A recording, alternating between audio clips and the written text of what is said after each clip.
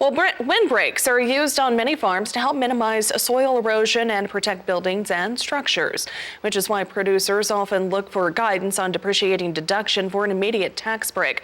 Roger McEowen with the Washburn University School of Law now joins us for today's Rural Money segment. And Roger, as always, thanks for taking the time to chat with us today. So first of all, let's start with some of the depreciation basics. What do farmers need to keep in mind? Well, good morning, Janet. Good to be with you. I think the basic thing to keep in mind is what has to be satisfied in the code for an item to be depreciable. Well, depreciation applies to property that's either tangible personal property or is a certain type of real property that the taxpayer uses in their trade or business or for the purpose of producing income.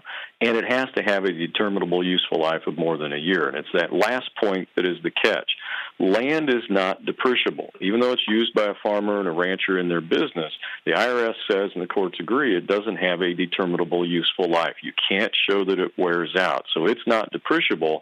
And by similar reasoning, items too closely associated with the land are also not depreciable. And what about earthen improvements?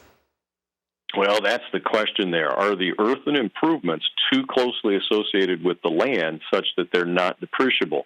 And the things that we worry about with respect to a farm or a ranch might be silage bunkers and concrete ditches and waterways and pond outlets and wells that are used for irrigation and livestock watering and permanent pasture and windbreaks. Are those items really real estate, or are they tangible items of personal property that are depreciable? So are windbreaks depreciable? Well, the courts and the IRS say no, they're not. They do say they're too closely associated with the real estate unless they fit a specific category that can be depreciable, and that's the trees and vines that produce nuts and fruits category.